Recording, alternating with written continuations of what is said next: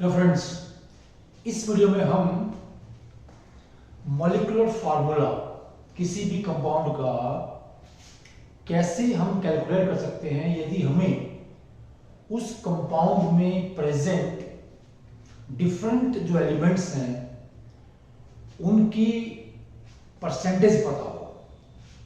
Percentage का meaning क्या है कि अगर हमारे पास जो भी कंपाउंड है वो कितना है, 100 ग्राम है, मान लिया 100 ग्राम है, ठीक है। और उस कंपाउंड ए के अंदर कितने एलिमेंट्स है? 3 एलिमेंट्स हैं, ठीक है, 3 एलिमेंट्स है। जैसे हमने एग्जांपल भी लिया हुआ यहाँ पर, ये जो कंपाउंड ए है, ठीक है, ये 3 एलिमेंट से मिला है, बना है carbon, hydrogen, oxygen, right.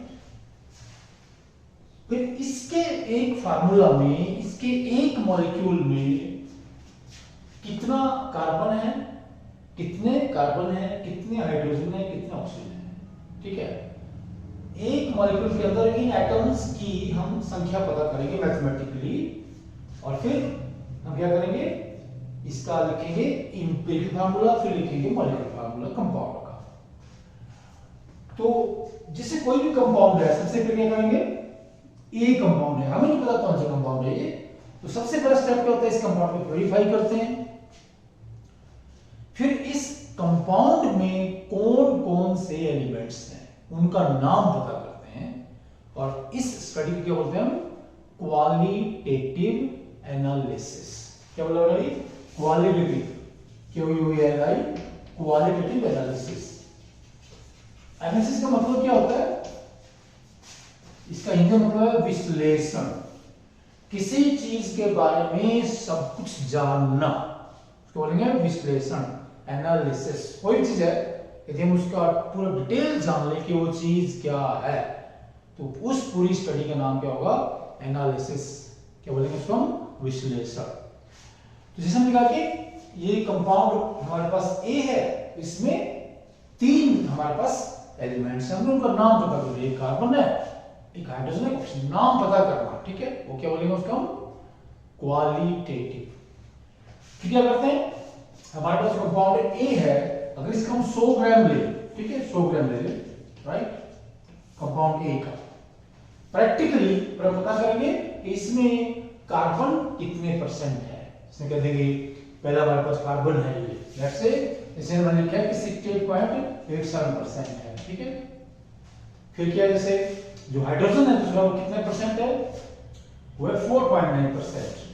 Carbon था ये हाइड्रोजन है, ये 4.9%, ठीक है। और 3 ही है, तो हमारे पास थर्ड एलिमेंट ऑक्सीजन क्या है, वो क्या हो जाएगा? 100 minus the sum of these two, and that is जो ऑक्सीजन है तीसरा वाला, मतलब कि 100 में से इन दोनों का जोड़ घटा देंगे तो किसकी है? थर्ड जो हमारा ऑक्सीजन है उसकी परसेंटेज आ जाएगी, दैट इज 26.23%। ये है परसेंट। यदि हम इस कंपाउंड ए का, जिसमें 3 एलिमेंट्स हैं, कार्बन, हाइड्रोजन, ऑक्सीजन, राइट, 100 ग्राम लेकर के ये पता करें कि तीनों एलिमेंट्स की अमाउंट क्या है, तो हमें पता लगेगा कि कार्बन कितने परसेंट है, ऑक्सीजन कितने परसेंट है, हाइड्रोजन कितने परसेंट है।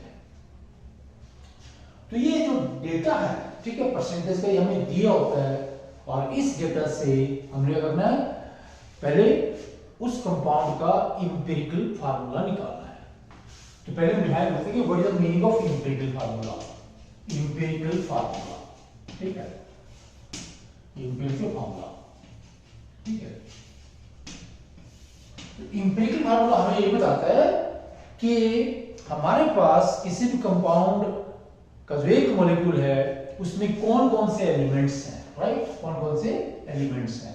कि मान लिया ये CHO ये है, ठीक है, तो हमें क्या बता रहा है कि इसमें 3 एलिमेंट्स हैं, कार्बन, हाइड्रोजन, ऑक्सीजन, ये एम्पिरिकल फार्मूला बताएगा, right.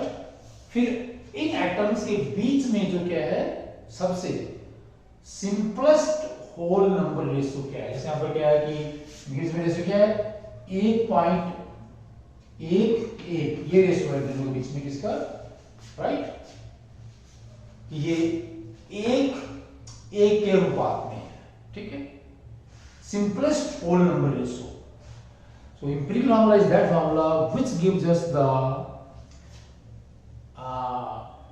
number of different atoms के 3 तरह के हैं and the number of individual atoms present in the simplest formula of the compound.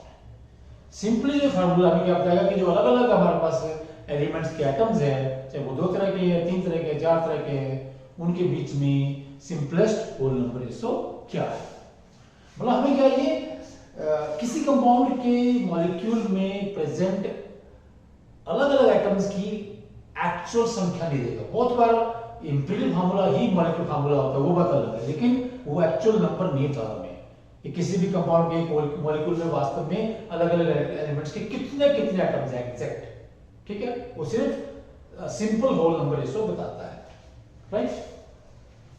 अब देखिए प्लीज, किसी भी कंपाउंड का हमारे पास जो वेट है, ठीक है, 100 ग्राम से हम कह रहे हैं, उसमें किसी भी एलिमेंट की जो परसेंटेज है, कार्बन की जो परसेंटेज है, तो ये परसेंटेज 2 बातों में निर्भर करेगी। ये हमारे पास एक इंपॉर्टेंट फैक्टर है प्लीज, इसी फैक्टर को आपने समझना है, इसी बात को समझना है जो मैं समझाने जा रहा हूं। ये जो परसेंटेज है, ठीक है, ये इतने परसेंट हमारे पास कार्बन है, तो ये 2 बातों में डिपेंड करता है। नंबर 1 कि हमारे पास जो कार्बन है इसका एटॉमिक वेट क्या है, ठीक है, या किसी भी एलिमेंट का एटॉमिक वेट क्या है, राइट। अगर इसका एटॉमिक वेट ज्यादा है तो परसेंटेज ज्यादा होगी, एटॉमिक वेट कम है तो परसेंटेज भी कम होगी, नंबर 1। फिर इसका नंबर क्या है, ठीक है, number of atoms, number of atoms, ये उस एलिमेंट के कितने एटम्स हैं और एटॉमिक वेट कितना है, इन दोनों का जो प्रोडक्ट है वो डिसाइड करेगा कि उसकी परसेंटेज क्या है, कितने परसेंट है कौन एक पर्टिकुलर एलिमेंट किसी भी कंपाउंड के अंदर। अब देखिए, अगर परसेंटेज को हम यहां से कह रहे हैं एटॉमिक वेट से डिवाइड कर दें, यहां से देखिए प्लीज, परसेंटेज को क्या है एटॉमिक वेट से डिवाइड कर दें तो क्या मिलेगा हमें, number of atoms of that element, या जगह पर ये एटॉमिक वेट। देखिए बच्चे क्या करते हैं, एक टेबल जो बनी होती है ना, क्या इंपीरियल फार्मूला कैलकुलेट करने की टेबल, उस टेबल को रट लेते हैं कि परसेंटेज को पहले के एटॉमिक वेट से डिवाइड करना है, ठीक है, तो जब नंबर मिलेगा, ठीक है, तो क्या होगा, that is the relative number of atoms of that element present in the given compound. वो रटते हैं इस बात को, क्रैम कर लेते हैं, लेकिन ऐसा क्यों कर रहे हैं कि परसेंटेज को एटॉमिक वेट से डिवाइड करने में क्या मिलता है हमें कि उस कंपाउंड के एक मॉलिक्यूल में वो पर्टिकुलर जो एलिमेंट है उसके कितने एटम्स हैं, और जब दूसरे से कंपेयर करेंगे तो कटेगा रिलेटिव नंबर ऑफ एटम्स, क्योंकि बाकी जितने भी वहां पर अलग अलग एलिमेंट सभी का निकालेंगे ना, तो वो तुलना करो होगा एक दूसरे कंपैरिजन में, ठीक है। तो क्यों कह रहे हैं कि जो उसकी परसेंटेज है किसी भी कंपाउंड के अंदर एक एलिमेंट की परसेंटेज है, वो परसेंटेज 2 बातों पर डिपेंड करती है। एक तो खुद उसका अपना क्या एटॉमिक वेट है, एटॉमिक वेट जितना ज्यादा होगा उसकी परसेंटेज भी उसी हिसाब से ज्यादा होगी। फिर एटॉमिक नंबर तो सिंपल बात है, अगर एटम ज्यादा होंगे तो परसेंटेज भी ज्यादा ही हो जाएगी उसके अंदर। ये चीज हमने यहाँ पर एक तरह से याद करनी है। दूसरी चीज जो इसमें हमने यहाँ पर देखनी है इंपीरियल फार्मूला कैलकुलेट करते हुए, क्या देखनी है भाई, कि किसी भी कंपाउंड के एक मॉलिक्यूल में, किसी कंपाउंड के एक मॉलिक्यूल में, जैसे हमारे ये है, ये बेंजीन का एक मॉलिक्यूल है, ठीक है, कोई भी एटम हमेशा होल नंबर में होगा, फ्रैक्शन में नहीं होगा, फ्रैक्शन में नहीं होगा, हमेशा होल नंबर होगा, 1 2 3 5 7 उनकी संख्या ये होगी। ये किसी कंपाउंड के एक मॉलिक्यूल के अंदर जितने भी अलग अलग एलिमेंट्स के एटम्स हैं, वो किसी भी एलिमेंट का कोई भी एटम वहां पर फ्रैक्शन में नहीं हो सकता। कितना होगा वो, 1 2 3 4 5 6 7। इसलिए जब यहाँ पर टेबल में मैथमेटिकली कैलकुलेशन करते हैं तो हमें क्या है, एटम्स का एक होल नंबर निकालना होता है। जब तक वो नंबर फ्रैक्शन में रहता है हम मैथमेटिकली आगे बढ़ते रहते हैं और स्टेप भी बढ़ते रहते हैं उसके अंदर। तो ये फार्मूला हमारे पास है न्यूमेरिकल, इसको हम जरा सॉल्व करके देखते हैं कि हमारे पास दोबारा फिर क्या कि एक हमारे पास ऑर्गेनिक कंपाउंड है, ठीक है, प्रैक्टिकली क्या पाया गया है कि उसके अंदर क्या है, ये देखिए प्लीज, कार्बन, हाइड्रोजन, ऑक्सीजन, ये तीन हमारे पास एलिमेंट्स हैं और इनकी जो परसेंटेज है वो देखिए दिए, परसेंटेज कितने हैं, 68 पॉइंट, दैट इज 87, 4.9, 26.23। फिर क्या लिखेंगे इनका, ये क्या परसेंटेज, परसेंटेज है क्या, ये एटॉमिक वेट क्या है, कार्बन 12, हाइड्रोजन 1, ऑक्सीजन 16। ठीक है, रिलेटिव नंबर ऑफ एटम्स का मतलब क्या है, रिलेटिव नंबर ऑफ एटम, मैंने बताया था ये कि जो तीन एलिमेंट्स है कार्बन, हाइड्रोजन, ऑक्सीजन, एक दूसरे की तुलना में इनके जो गिवन कंपाउंड है उसके एक मॉलिक्यूल में ये कितने कितने एटम्स हैं एक दूसरे की तुलना में, तो क्या करेंगे हम, परसेंटेज को इससे डिवाइड कर देंगे, तो 68.87 divide by 12, what we get, divide by 12, जैसे हमने यहाँ पे ये डिवाइड किया हुआ, ठीक है प्लीज, तो इसका मिलेगा हमें रिलेटिव नंबर ऑफ एटम्स, क्या देगा 5.47, 5.74, ये जाएगा 4.9, और जो हमारे पास ऑक्सीजन है, ठीक है, इसलिए मैंने यहाँ पे लिखा, आप लीजिए, मैंने टेबल यहाँ पर बनाई हुई है, ये डिवाइड कर दिया, 1.64, 1.64। अब क्या करें कि किसी कंपाउंड के एक मॉलिक्यूल में, ठीक है, इन एटम्स का हमेशा होल नंबर होता है, तो यहां पर हमने क्या एक होल नंबर लेना है, ठीक है, तो ये तो क्या है, एटम्स की तुलनात्मक मात्रा है जो कि फ्रैक्शंस में है, फ्रैक्शन में नहीं चाहिए, तो क्या निकालेंगे यहाँ पर, ये देन हमने लिखा है यहाँ पर ये रिलेटिव नंबर ऑफ एटम्स, तो क्या देगा सिंपलेस्ट रेशो, ये जो एटम्स हैं ये कार्बन, हाइड्रोजन, ऑक्सीजन, इनके बीच में क्या है, सिंपलेस्ट रेशो क्या है, तो सिंपलेस्ट रेशो निकालने के लिए इनमें सबसे कम संख्या है, सभी को 1.64 से डिवाइड कर देंगे ना, सिंपलेस्ट, हम कहेंगे सिंपलेस्ट और simplest number ratio, number ratio या सिंपलेस्ट नंबर रेशो, इसे डिवाइड किया ऐसे 1.64 से इसको डिवाइड करेंगे 5.74 को, एंड व्हाट वी गेट 3.5, 3.5, ठीक है, और यहां से क्या मिल रहा है हमें, ये 3 मिल रहा है और ये 1 मिल रहा है, अभी भी होल नंबर नहीं है पीछे, फिर यहां से जो सिंपलेस्ट नंबर रेशो है इसको क्या है, सिंपलेस्ट होल नंबर रेशो बनाने के लिए, सिंपलेस्ट होल नंबर रेशो बनाने के लिए क्या है, हम इनको यहां से जो सिंपलेस्ट नंबर रेशो उसको क्या है 2 से, 3 से या 4 से, ठीक है, गुना कर सकते हैं, जैसे हमने ऐसे 2 से गुना किया, ये बन जाएगा 7, ये बन जाएगा 6, ये बन जाएगा 2। तो देखिए ये क्या है, कार्बन, हाइड्रोजन, ऑक्सीजन के बीच में क्या होगा, ये सिंपलेस्ट होल नंबर रेशो आ गई, सारे ये होल नंबर है 2, 6, 7, क्योंकि मैं बोल रहा हूं आप पास ये लास्ट बोल रहा हूं अभी कि किसी भी कंपाउंड के एक मॉलिक्यूल में जितने भी एटम्स हैं, ठीक है, क्या उनकी संख्या कितनी होती है, होल नंबर्स में होती है, 1, 2, 3, 4, 5, कोई भी एटम किसी भी कंपाउंड के एक मॉलिक्यूल में फ्रैक्शंस में, फ्रैक्शन में उसका 1/2, उसका 3/5 ऐसे नहीं हो सकता, फ्रैक्शन में नहीं हो सकता, क्या लिखेंगे, क्या लिखेंगे यहाँ पर, सबसे पहले क्या लिखेंगे, इंपेरिकल फार्मूला, तो इंपेरिकल फार्मूला लिखने के लिए क्या करना हमने, ठीक है फ्रेंड्स, जो आपके ये एटम्स है उनको लिख लीजिए, कार्बन, हाइड्रोजन, ऑक्सीजन, ये कितना मिला, ये 7 यहां पर लिख दिया, कार्बन 7, हाइड्रोजन कितना 6, ऑक्सीजन कितना है 2, ये बन गया इसका इंपेरिकल फार्मूला, सिंपल सी बात है ये इंपेरिकल फार्मूला। अब ये इसमें जितने भी एटम्स हैं इन सभी का एटॉमिक वेट जोड़ दीजिए, ये आएगा 122, ये बन जाएगा इंपेरिकल फार्मूला मास। फिर कह रहा है कि हमने क्या प्रैक्टिकली क्या निकाला, इसका मोलिकुलर मास निकाल लिया, कंपाउंड को अलग से निकालते हैं प्रैक्टिकली प्लीज, मोलिकुलर मास कितना आया, मोलिकुलर मास कितना आ जाएगा, प्रैक्टिकली निकाला लो मोलिकुलर मास या मोलिकुलर वेट, मोलिकुलर मास वो भी आ गया 122। अब एक संख्या हमारे पास फार्मूला क्या होता है, this molecular formula is equal to n into empirical formula EF, और n क्या है, n is a number,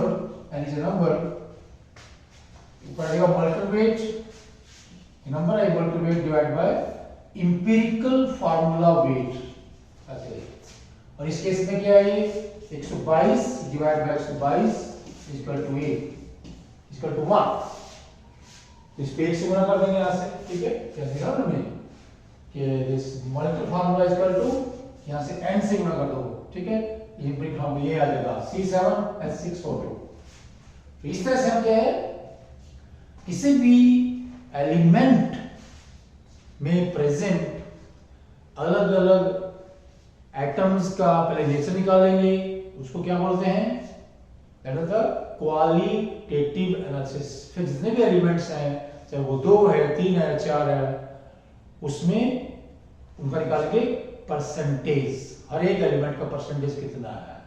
कि अगर गिवन कंपाउंड 100 ग्राम है, 100 ग्राम में से हर एक एलिमेंट कितना, कोई होगा 20% होगा, ठीक है, कोई 25 होगा, ठीक है। इस तरह से सबका परसेंटेज निकाल लेंगे। फिर क्या एटॉमिक वेट होगा। और इस तरह से देखिए प्लीज जो हमने टेबल दी है, ये टेबल को आपने, ठीक है, इसको याद रखना है लेकिन समझना भी है कि परसेंटेज को एटॉमिक वेट से डिवाइड करने पर क्या मिलता है हमें, उस एलिमेंट का relative number of atoms given compound के एक मॉलिक्यूल में, रिलेटिव नंबर ऑफ एटम्स। तो कई बार क्या है, जब हमारा जो तीसरा स्टेप है ये रिलेटिव नंबर ऑफ एटम्स, ये यहीं पर होल नंबर में मिल जाता है। कितना मिल जाएगा हमारे यहाँ 3 2 1, तो सीधा फार्मूला आ जाएगा 3 2 1, हमें पहले होल नंबर मिल गया।